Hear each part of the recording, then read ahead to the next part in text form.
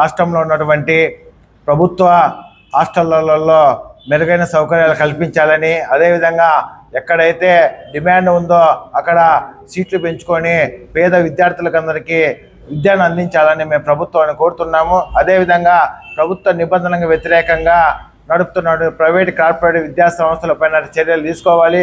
అదేవిధంగా అనంతపురం జిల్లాలో ఉన్నటువంటి శ్రీ చైతన్య విద్యా సంస్థ అయితే లక్షలాది రూపాయల ఫీజులు వసూలు చేస్తూ విద్యార్థి తల్లులను నడ్డి ఒలుస్తూ అదేవిధంగా 30,000 నుంచి 40,000 రూపాయలకు పాఠ్య పుస్తకాలు అమ్ముతూ ఈ జిల్లా వాసులను దోచుకుంటున్నారు.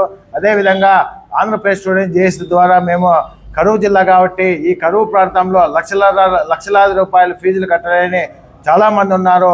వారికి అందరికీ ప్రైవేటు విద్య అందాలనే ఉద్దేశంతోనే ఈరోజు ఈ కార్యవర్గ సమావేశము, అదేవిధంగా ముఖ్య ఉద్దేశము.